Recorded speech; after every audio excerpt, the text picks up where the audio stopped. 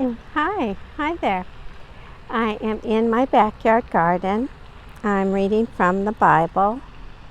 Today I'm reading from the book of Genesis, and I will read chapter number 8.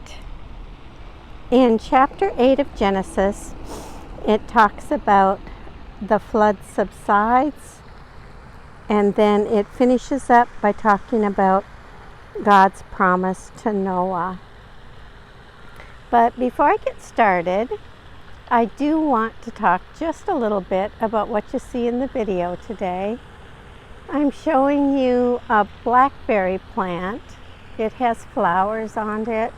We've had one blush of berries already that we've harvested, and now this seems to be the second wave of flowers that will turn into berries.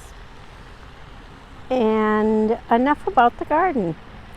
I am reading today from the book of Genesis, chapter number 8. The reading begins. But God remembered Noah and all the wild animals and all the domestic animals that were with him in the ark. And God made a wind blow over the earth, and the waters subsided. The fountains of the deep and the windows of the heavens were closed.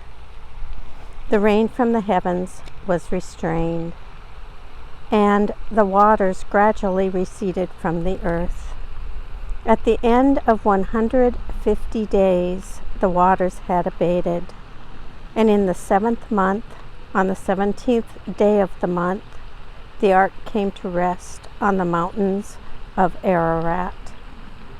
The waters continued to abate until the 10th month.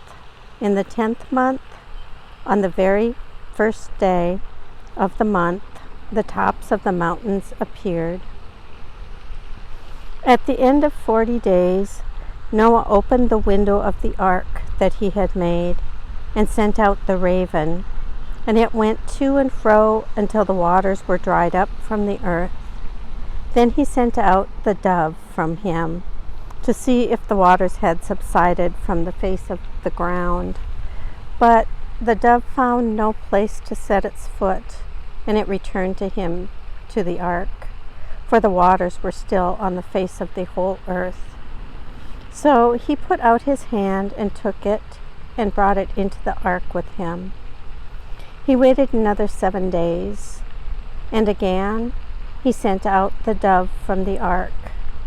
And the dove came back to him in the evening, and there in its beak was a freshly plucked olive leaf. So Noah knew that the waters had subsided from the earth. Then he waited another 7 days, and sent out the dove, and it did not return to him any more.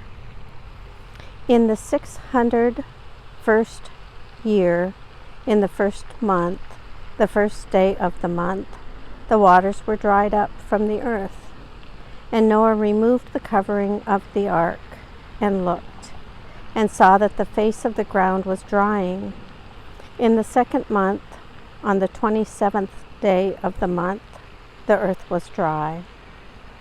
Then God said to Noah, "Go out of the ark, you and your wife, and your sons wives with you. Bring out with you every living thing that is with you of all flesh, birds and animals, and every creeping thing that creeps on the earth, so that they may abound on the earth, and be fruitful, and multiply on the earth." So Noah went out with his sons, and his wife, and his sons' wives, and every animal, every creeping thing, and every bird. Everything that moves on the earth went out of the ark by families. Then Noah built an altar to the Lord, and took every clean animal and of every clean bird, and offered burnt offerings on the altar. And when the Lord smelled the pleasing odor, the Lord said in his heart, "I will never again curse the ground because of humankind, For the inclination of the human heart is evil from youth, nor will I ever again destroy every living creature as I have done.